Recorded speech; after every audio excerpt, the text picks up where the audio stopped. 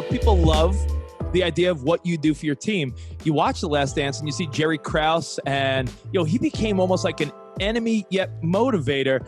How do you feel about the idea of having someone in the managerial role that is not loved by everyone but might be a motivator? It seemed like Jerry Krause lit a fire under their asses. Yeah, it's hard to tell, right? But I got to be honest. There's that Jerry Krause comment that players don't win championships, organizations do. And I always remind myself, because there's times when you want to brag on the organization and this and that. And, that thought always goes through my head before I say anything, because the reality is it's all about the players. And he learned it the hard way, man. I mean, that was 22 years ago they won their last championship. I don't want to go. It's already been 9 years for us. I don't want to go 22 years. So I'm trying to learn, from what they did.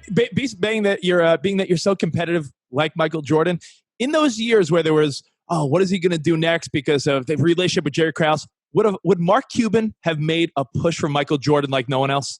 Oh, yeah, of course. Oh, yeah. Well, let me just tell you, when I did buy the Mavs, David Falk, his agent, called me up and said, you need to meet Michael. And so I went to David's office, and there was Michael with all the paperwork to be part of the Wizards right on the table. I'm like, dude, don't sign it. I'll do whatever it takes. You come, Wow. Give you partnership like these guys are doing, and we'll win. I'll spend whatever. He's like, Mark can't do it. I gave him my word. So to his credit, obviously it didn't happen, but I tried. Now, what is your gut instinct, Mark? When does the NBA come back? I know there's no official thing. Do you feel like you have, as you said, I've heard you say you want a few warm-up games and then the postseason. Do you see it happening in the next couple months? What's your gut instinct telling you? I'm just guessing. My gut says we do. It's going to come down to testing, like I said, but I think the science is going to be there. Look, I'm an optimist. I'm a believer in American exceptionalism. I think we got great scientists, and everything I read says we're getting closer and closer to a vaccine and therapies. So I think it happens. No fans, and I think it's a Hotel California type deal where you check in and never leave. And so we'll do it in like a big hotel and set it all up so people come in, they get tested, we make sure they're safe, we make sure everything's just sparkling clean, and we keep them there and play the games and go from there. And for most players, at the beginning there'll be 30 teams, and then once the playoffs start, it'll be smaller and smaller and smaller. So it's not going to be that big an imposition. So I think it happens. And then part and parcel to that is we won't start the season until December, probably Christmas Day. What sort of plan do you have in effect to when we get back at it and back to it again? Even at the arenas, are you going to have what we call urinal spacing, where there's one seat apart and concessions and things like that? What sort of examples are you setting? We're trying to figure that out right now. Right? It really depends on how we can keep the place clean. And here, it sounds a little crazy, but we're talking about doing it like a haunted house. Like you go into a haunted house and there's like a line to get in, and you have your spacing automatically unless you're really close to somebody, and you're not allowed to touch anything. So we're talking about like scheduling when somebody can park, right? Give them an assigned parking spot, no matter who it is, right?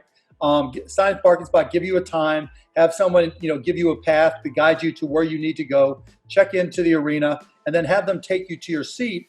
But the challenging part and the really interesting part is going to be how you figure out who co-quarantine, right? Because it's not just about everybody being 6 feet apart. So if you have 3 kids, your wife, your 3 kids, and maybe grandma and grandpa stayed with you, that's 7 people that can sit together, right? And then maybe how do we expand that co-quarantine? Is there somebody else that you're close enough with that you trust them, that you're willing to sit behind them or in front of them? How do we match those people up safely, and how do we group them together safely? So that allows us to have more and more groups of people rather than just one-offs. And those are the types of things we're thinking about.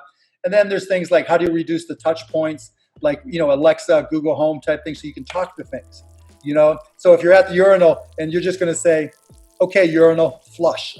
That's crazy. I'm not going to want to touch that handle, right? Or maybe there's just the visual thing, but all those types of things we're looking at. Okay, urinal, flush.